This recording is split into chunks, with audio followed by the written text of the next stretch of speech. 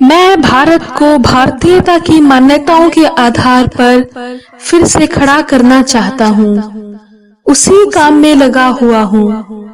इन महान शब्दों को कहने वाले भाई स्वर्गीय श्री राजीव दीक्षित जी को यह चैनल सनातन भारत समर्पित है तथा उन्हीं से प्रेरित होकर इस चैनल की स्थापना की गई है। नमस्कारम, मैं प्राकृतिक चिकित्सक हिमानी वशिष्ठ आपका अपने चैनल सनातन भारत पर बहुत बहुत स्वागत करती हूँ। आज मैं बात करूँगी कि यदि किसी को बलगम हो गया है, किसी को बहुत ज़्यादा खांसी चल रही है और साथ में उसमें वो चिकनी खांसी है, उसमें खुश्क खांसी नहीं है, ध्यान रखिएगा, क्योंकि जो मैं आपको आयुर्वेदिक उपचार बता रही हूँ, जो मैं आपको नुस्खा बता रही हूँ, वो खुश्क खांसी के लिए नहीं है। अगर आपने इसको खुश्क खांसी में इस्तेमाल किया तो आपकी खांसी बढ़ भी सकती है। तो यदि आपकी खांसी बलगम वाली है, साथ में कफ निकल रहा है, तो आप इसका ये इस्तेमाल कीजिएगा इस नुस्खे का।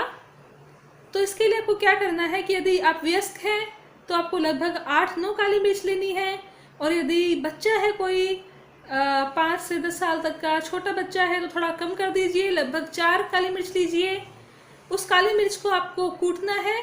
मैं बता दूं, उसको आप चकले पर रख के कूट सकते हैं, मोटा मोटा कूटना है उसको, बिल्कुल उसका चूरा नहीं कर देना है। और दूसरी बात, आपको उसको कूटने के लिए ग्राइंडर का, मिक्सर का कोई इस्तेमाल नहीं करना। ग्राइंडर का इस्तेमाल आप नहीं करेंगे, नहीं तो उसके जो औषधीय तत्व हैं वो नष्ट हो जाएंगे। आप उसको पहले कूट लीजिए। उसको कूटने के बाद में आप तवे पर रखकर उसमें क्योंकि ये बलगम वाली खांसी है तो इसमें आपको इसको सूखा ही आपको वो करना है, तवे पे हल्का सा इसको आपको गर्म करना है। इसमें आपको कुछ भी मिलाना नहीं है, कोई घी वगैरह, घी तेल कुछ नहीं।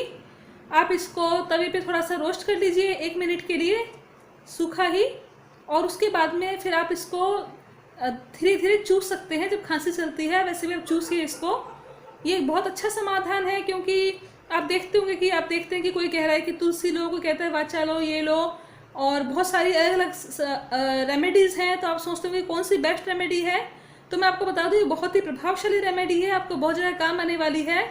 मैं स्वयं इसका बहुत सालों से इस्तेमाल करती आ रही हूँ। मेरे दादाजी आयुर्वेदाचार्य थे, तो मैं तो इसको बहुत बचपन से ही जानती हूँ इस रेमेडी को, और इसको पता नहीं कितनी बार इस्तेमाल किया है। आप इसको इस्तेमाल कीजिएगा।